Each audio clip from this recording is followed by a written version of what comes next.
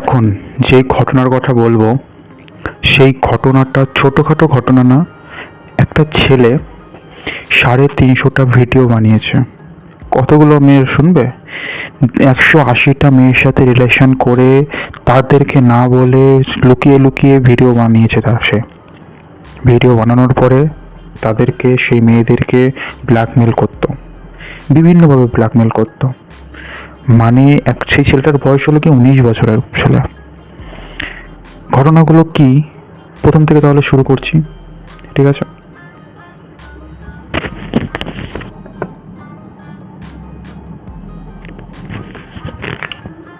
যে ঘটনার কথা বলবো সেই ঘটনাটা হলো কি মহারাষ্ট্রের ঘটনা। মহারাষ্ট্রের অমরাবতী শহরে এই জঘন্যতম অপরাধ একটা ঘটনা ঘটেছে। অভিযুক্ত সে হলো গিয়ে মোহাম্মদ আয়াজ। নামটা শুনবে, মোহাম্মদ আয়াজ।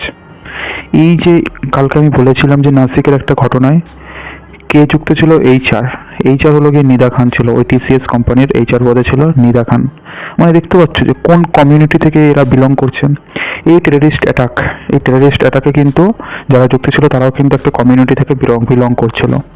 আচ্ছা, বাদ দিয়ে এখন এখানে ফিরে আসে।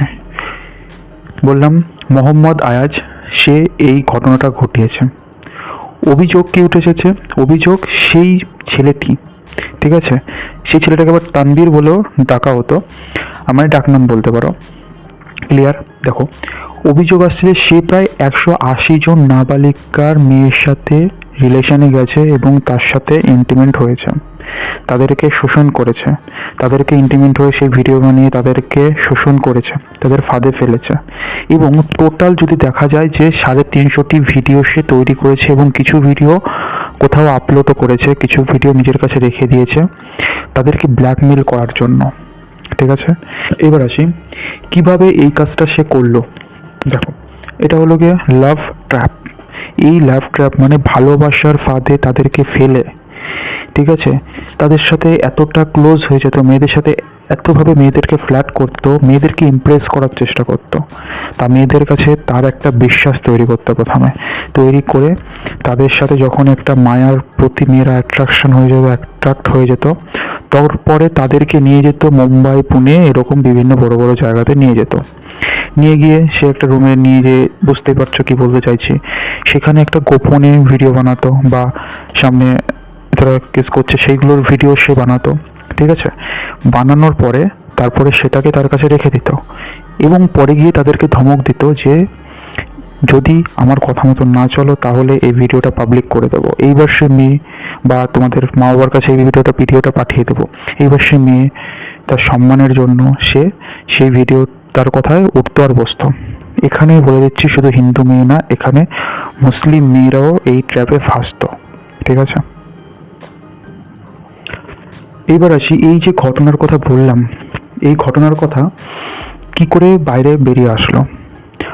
অনিল বোন্দে, ঠিক আছে, অনিল বোন্দে একজন রাজ্যসভার সাংসদ, ঠিক আছে? তিনি এই বিষয়ে জানতে পেরে অভিযোগ পুলিশের কাছে দায়ের করে, তারপরে পুলিশ যখন তদন্ত করে দেখে তখন এত সব ডিটেলস বাইরে বেরিয়ে আসে। ক্লিয়ার? ঘটনাটা কি করে বাইরে বেরিয়ে আসলো। তারপরে এখন ছেলেটাকে গ্রেপ্তার করা হয়েছে এবং 7 দিনের জন্য পুলিশ হেফাজতে নেওয়া হয়েছে এবং তার ফোনটাকে নিয়ে নেওয়া হয়েছে। ফোনের যেই চ্যাট বলো যা কিছু সব কিছু খুঁটিয়ে দেখা হচ্ছে, কার সাথে কল করা হচ্ছে, তার কাছে কী কী ভিডিও আছে, সে কোন কার সাথে তার লিঙ্ক আছে। সে তো ডেফিনেটলি কারো না কারোর সাথে লিঙ্ক আছেই, নাহলে এত বড় ঘটনা ঘটবে, সে একা একা এত কিছু করতে পারবে? কেউ জানবে না, কেউ তো জানবে কে কে এর সাথে কানেকশন আছে, কে কে জানে এই ব্যাপারগুলো। সব কিছু মানে তদন্ত করে দেখা হবে স্টেপ বাই স্টেপ, আর দেখা হচ্ছেও। তার ফোনটাকে নিয়ে নেওয়া হয়েছে। দেখো, এই যে তদন্ত চলছে, এই তদন্ত যখন খতিয়ে দেখা হচ্ছে, এই ভিডিওগুলো দেখছে, তখন একটা প্রশ্ন আছে, এটা কি বড় সড়ো কোনো একটা চক্রান্তের একটা অংশ নাকি? মানে এর পিছনে বিভিন্ন কানেকশন থাকতে পারে, তার একটা ছোট্ট একটা অংশ এই ট্র্যাপগুলো তৈরি করছে। যেটা বললাম নাসিকের যে কেস, ঠিক আছে, নাসিকের টিসিএসে যে ঘটনাগুলো, সেটা মালয়েশিয়ার সাথে কন্ট্যাক্ট আসছে। তার মানে কি ওটা কিন্তু এমন কি শোনা যাচ্ছে যে ওর সাথে লিঙ্ক, দিল্লিতে যে বোম ব্লাস্ট হয়েছে সেই বোম ব্লাস্টের সাথে কানেকশন পাওয়া যাচ্ছে, তাদের সাথে সংযোগ, এই যে নিদা খান এর সংযোগ কানেকশন পাওয়া যাচ্ছে, ঠিক আছে? মানে ভাবো কীরকম কাজ চলছে দেশকে ভিতরের থেকে ভেঙে দেওয়ার জন্য। দেখো, এই ঘটনা ঘটলো, বুঝতে পারছো মুসলিম সম্প্রদায়ের থেকেই এই সমস্ত ঘটনা, বম ব্লাস্ট, তারপরে দিল্লিতে যে হোলির দিনে যে একটা ছেলেকে মেরে দিল, কে করলো? মুসলিমরা। সব কিছু কিন্তু মুসলিমদের সাথে কানেক্ট হয়ে যাচ্ছে। সো এখন এটা বলা হচ্ছে মুসলিমদের তরফ থেকে যে যে দোষী সাব্যস্ত হয়েছে, মানে যাকে ধরা হয়েছে তাকে সে যেন কড়া শাস্তি পায়, ঠিক আছে? সেই জন্য তার জন্য যাতে একটা সমাজকে দোষী না করা হয়, এটা তাদের তরফ থেকে বলা হচ্ছে। প্রত্যেকবার এই জিনিসটাই তাদের তরফ থেকে বলা হয়, কিন্তু তারা এই ঘটনাকে বাধা দিতে কখনো যায় না। এই জিনিসটা হলো কি আমার একটা মানে একটা কষ্ট লাগবে যে যে তারা বলে যে তাদের মানে কোনো একটা ঘটনা ঘটলো, সেই ঘটনার সাথে তাদেরকে যাতে না জড়ানো হয়, কিন্তু এই ঘটনা যখন ঘটে তখন কিন্তু তারা আর বাধা দিতে যায় না। এই জিনিসটা হলো একটা কোশ্চেনবোধক চিহ্ন। কেন? জাস্ট শেষ কিছু তথ্য তোমাদেরকে মেসেজ দিতে চাই। এই যে ঘটনা ঘটলো, এটা একটা ক্রাইম নয়, এটা আমাদের সমাজের অন্ধকারের দিক দেখায়। আমাদের সমাজে কত পরিমাণে কতটা অন্ধকার আছে।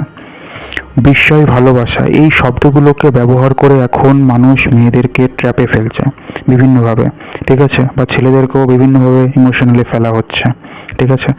তাই সচেতন হন, নিজের পরিবারকে সচেতন করুন, বিশেষ করে সোশ্যাল মিডিয়ার অপরিচিত মানুষের সাথে সম্পর্কের ক্ষেত্রে বা তৈরি করার ক্ষেত্রে থেকে দূরে থাকুন, সতর্ক থাকুন। সমস্ত ইনফরমেশন তাদেরকে কখনো দেবে না, কারণ একটা ভুল সিদ্ধান্ত কিন্তু আপনার জীবনের পুরো বদলে দিতে পারে। বোঝা গেল? সেই জন্য ভেবে চিন্তে সবাইকে ইনফরমেশন দেবে না, নিজের পার্সোনাল ব্যাপার, পার্সোনাল মানে পার্সোনাল, সবাইকে বলবে না। খুব বিশ্বস্ত না হলে বলবে না মানে না। সবার সাথে এত সচরাচর, বিশেষ করে যে কমিউনিটির কথা এখানে বলা হচ্ছে তাদের থেকে একটু ডিস্টেন্স বজায় রাখবেন, ঠিক আছে?